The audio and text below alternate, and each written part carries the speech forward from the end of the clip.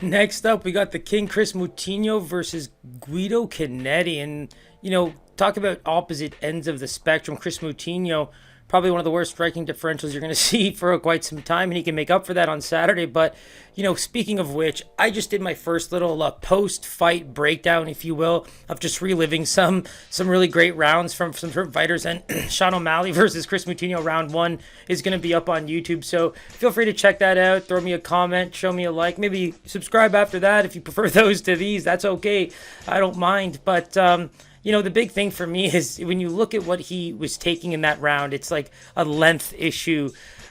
Just so many things working against Kris, short notice. But in this fight, he gets a guy who is, considered a pretty solid legend of the sport, but he's 1-4 in his last 5. And the big thing for me, it's like, if I'm Guido, I'm going balls to the wall early enough, because I do think that if the fight goes to 3 rounds, Kris should have a pretty good advantage, I think, because his cardio is always there. And I think that his ability to push forward is going to be a much better, advantage here, because he won't have to deal with the length issues, and we'll be able to find his range pretty quickly. So for me, I think Guido always packs that power. He's only got 1 knockout, but he just throws with intent. And Kris has shown that his chin can be questionable, and the defense is as well. But longevity-wise, I just think Kris is the kind of guy that you need to put away if you're going to put him away, unless you're a guy like Sean who doesn't mind going 20 rounds with a guy like that, because it's just going to help him practice, right?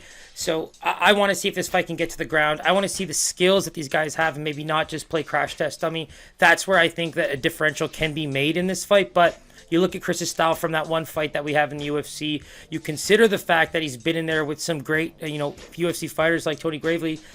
You want to see him mix it up a little bit. You want to see him find his range. You want to see him level change. You want to see him, really put on a show, and not in the way that he has already, right? For Guido, it's finding that win column. If you need to change levels to make Kris work, do that. I think that his ability to push forward is always going to be there. And so if you're just going to play into his hands, I think over 3 rounds, Kris can come away with the victory there. So for me, best bets, I do kind of like the over here if both guys do decide to play crash test on me and they both don't really get that finish. But I see Kris as a -130 to a -140. I think that makes the most sense. He's going to have that weird following, those infamous guys that come out of losses as absolute legends. Stephan Bonner is an example against Forrest Griffin. I think this is going to be a very fair line for him. So let's check it out here. Bing, bang, boom, bim, boom. We got Kris Moutinho -20 opener. Now as high as a -150, and it looks like that across the board. And then you got Guido coming in at +105, and then going as high as a +130. I think those are fair lines. I think that Kris deserves the bump that he's going to get for both, youth, ability to push forward, just really good reasons to suggest that a bounce back performance is there. And I think Guido's back's against the wall to kind of maintain his role in the UFC. And at 42, it's going to be a tough gig. So going to be a fun one, but let's see if Kris can pull off that big UFC win.